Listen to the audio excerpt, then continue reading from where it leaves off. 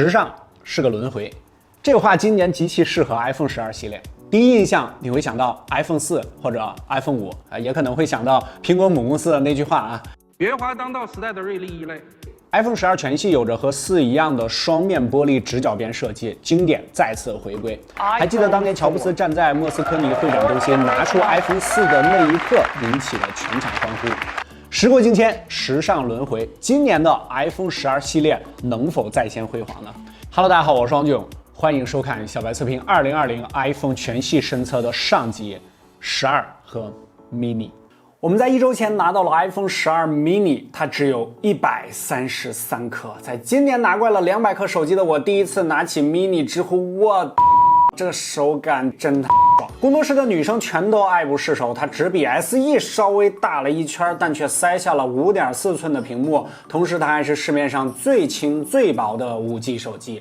12由于达到了 6.1 英寸加上直角边，底部 R 角与掌心贴合处没有11来的舒服，但由于比11薄了 0.9 毫米，重量足足轻了32克，单手握持更舒服也更持久。最关键的是，由于它3维缩小了，大拇指点击键盘最边上也不需要尽量伸直。对于我个人而言，使用这段时间，整体手感甚至可以说有些许提升。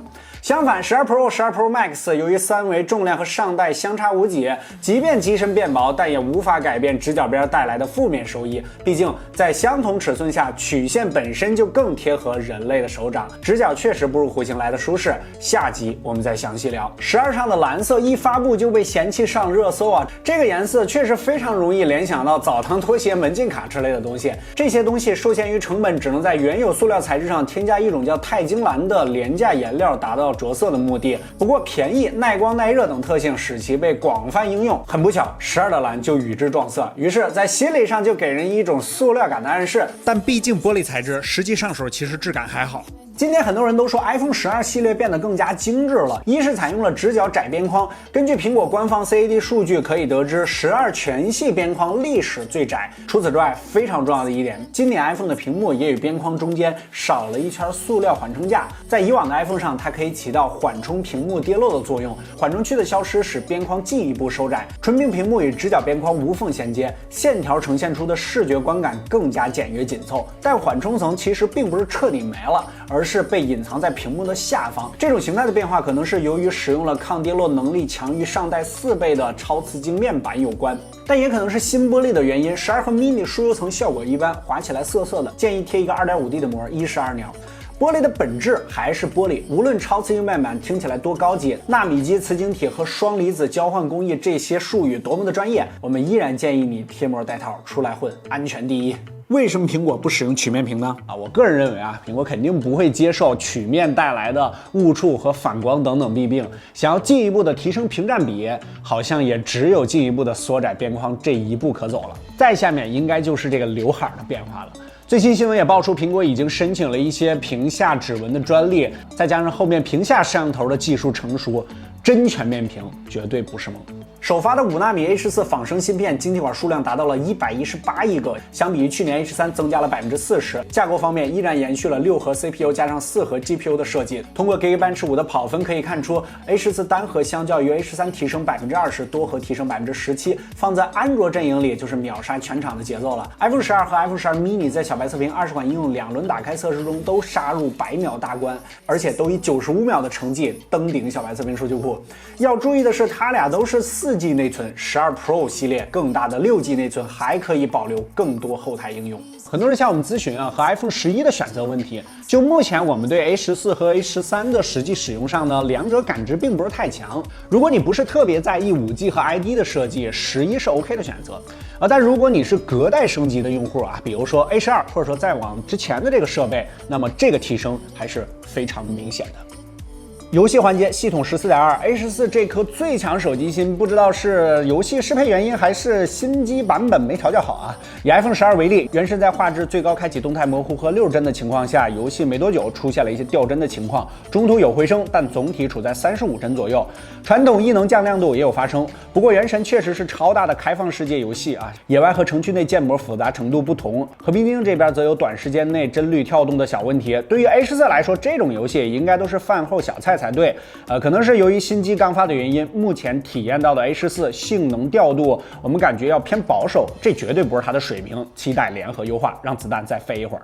地表手机最强心，最高温度就到了44度左右，相比于14.1系统的时候，比我们测试的结果还要再低了3度。这里要多提一下 mini 的游戏体验。自从用了200克以上的手机，我对长时间横屏打游戏已经基本没啥兴趣了，也可能是我老了吧，真的是太累了。但用 mini 连续测试1小时也没有什么手累的感觉啊。不过由于屏幕更小啊，游戏中的按键布局也会相应变小，不太容易点击。比如和平精英地图旁边的设置键，如果不是看准了再点，3次可能才会出现1次点击成功的情况。而且由于是全面屏的设计，双手握持时大拇指一般处于屏幕正中的位置，所以按键布局要设置的尽量靠近屏幕中心区域才比较舒服，图标也要设置的更大一点。但是在日常的使用之中，这个尺寸你就别提有多爽了，基本上任何操作单手都可以解决。A14 除了 CPU 和 GPU 的提升，还将神经网络引擎从去年的 A13 8核翻倍到了16核，每秒运算次数达到了11万亿次，而拍照时的智能 HDR 夜景模式也都离不开神经网络引擎的支持。摄像头的数量和技术规格上，12和 mini 完全一致，拍出来的照片也几乎相同。由于缺失长焦镜头啊，2倍数码变焦的画面肯定是不如12 Pro 的2倍光学变焦。由于12系列支持最新的 HDR3，暗部区域的细节保留会比上一代更加丰富。不过在大多数主要使用主镜头拍摄的白天场景，无论12 Pro 还是上一代的11，三者的差距都很小。解析率方面也没有什么明显的区别，比如这几组没有标注型号的样张，你能分清哪台是12拍的吗？3、2、1，答案是中间这台。由于这次夜景模式也支持了超广角和前置镜头，12的夜景拍照提升十分明显，在伸手不见五指的低亮度场景使用超广角进行拍摄，11拍出来的东西基本不可见，12能清晰看出物体轮廓，这个表现就像2个时代的产物。不过在主镜头可以手动触发夜景模式的场景下，以及夜间光线比较良好的时候，3台手机的表现差距不大，但鬼影问题依然存在。总体而言，苹果还是那个苹果，软件体验非常优良，预览框所见即所得，这是它和安卓机在我看来最大的区别。成片速度快，白屏更准确，这些特色都在12上延续了下来。白天场景对比于上代提升不明显，晚上由于夜景模式的支持提升巨大，极大的增加了实用性和成片效果。12和 mini 缺失长焦是个遗憾，但也是产品序列划分的必要。至于超大杯12 Pro Max 的影像表现，我们具体下一期再聊。拍了不到1天啊，手机没电了，回家用 MagSafe 充个电。这里我们直接想给各位看官老爷展示我们马不停蹄连轴转测出来的 iPhone 12全系续航。我们应该是全网第一个做系统续航测试的啊！看官老爷们，这里可以有3连投币啊，不要下次一定了。除了12 Pro Max， 12全系相较于上代都有明显提升，12 Pro 幅度最大。小白测评5小时重度续航测试下来，比11 Pro 多了9%的电量。大家最关注的12 mini 的续航测试，在前4个环节之后，剩余电量38%，S12剩余15%，12 mini 几乎还有2.5倍 SE 的电池剩余。5小时续航测试完毕，剩余6%。虽然说它们都有提升，而且单位耗电量也都有降低。5纳米的 A14 功不可没，苹果的调教也确实给力，但都架不住它们的基础电池电量都比较小啊。但是 mini 的这个结果我还是比较意外的，如果不是重度使用，注意一下，甚至你可以撑1天。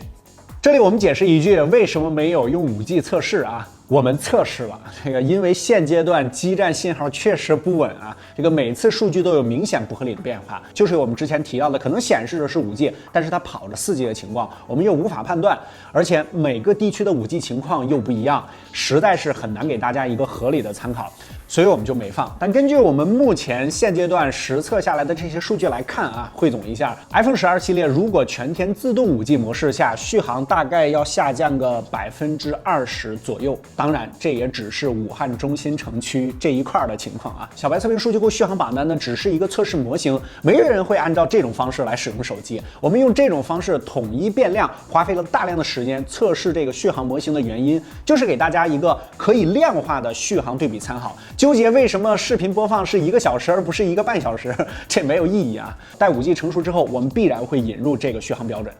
MagSafe 是一个浓浓苹果风的配件，圆形金属造型确实比一般无线充要多些科技感。美中不足的是，这根线有些细啊，比较担心它的使用寿命啊。后面这段时间的体验，事实证明了我在开箱中说的，磁吸必然会给设备留下吸附印记，用久了手机壳会出现一圈微微的磨损，而且时间越久，磨损会越明显。MagSafe 可以给之前的 iPhone 充电，实测 iPhone 11，10分钟也充了2%。MagSafe 也可以给其他支持气协议的手机进行充电。但速度慢，吸附力小，意义不大，不建议购买。平常将 MagSafe 放在桌面上，手机一贴就可以直接拿起来在手里使用。这个体验和传统的无线充电器完全就是两个思路，一个是只能放在那儿，一个是可以边玩边充，还能避免传统充电方式遮挡手指的问题。不想用了，手指轻轻一推就掉下来了，非常自然。但是有个问题啊，就是充电速度确实挺慢的。我们使用原装20瓦苹果充电器，关闭电池优化，从0到100%4个多小时啊。前5%充电速度还可以接受，后面越来越慢，到95%之后，甚至10分钟才能充进去1%的电量。这个速度，如果你一边充电一边看视频或者一边打游戏，电量不会增加，只会越玩越少。所以一开始畅想这是一个游戏神器的小伙伴，还是算了啊。无线一定是未来。我们使用过无线耳机之后，是不是就开始觉得有线耳机为何如此之繁琐啊？我之前是怎么忍的？2019一整年啊 ，AirPods 销量近6000万副，占了当时全球真无线蓝牙耳机份额的50%。从营收的角度来看，占销售总额的71%。无线耳机成为了苹果公司一项重要的财富密码。MagSafe 也算明示了苹果下面要干掉充电口，可以把 MagSafe 看成统一所有苹果设备充电方式的新标准。但苹果的野心远不止于此啊！作为一家目前市值2万亿的公司，它比99%的公司都会盈利。苹果既是软件开发商，也是硬件缔造者。MagSafe 的第三方协议认证无疑会成为苹果新的财富密码，但是也会降低 MagSafe 相关配件的价格，你还是会得到益处的。行业需要有人推动和引领。如果未来苹果在全硬件端统一了 MagSafe 并实现了数据传输，那也算是实现了无线未来真的以来。市场层面 ，mini 这款产品的争议算是最大，很多人都不明白为什么要有它啊。如果5G 全天开启，这个必然得1天2、3充。天天私信我们的小屏党，这个时候去哪儿了？发个弹幕让我们看的啊。是的，这个机器明显就是给小屏旗舰爱好者准备的，续航和体积必然是鱼和熊掌不可得兼。还有就是大家不要忽略了，苹果是一家非常庞大的全球性企业，广大的海外市场中有很多移动互联网还没有那么发达的国家，他们没有那么多移动支付，没有那么发达的外卖系统，是吧？一台价格便宜、性能强劲，还是今年新款设计的 iPhone 还是很有吸引力的。也许他们在国内市场卖的并不是太好，但是移动互联网没有那么发达的地区，可能真的还是一个香饽饽。还有就是，你是一个节奏党是吧？很多人并不是。12无疑是今年最大的热门，这个整个系列综合性价比算是最高的。我们知道很多人都在问啊，和同级别的 Mate 40 Pro 比，这2台机器其实没啥可比性。如果你站在手机硬件配置的层面来看啊，续航充电，安卓这边天然优势，这个软件体验生态化反 iOS 更胜一筹。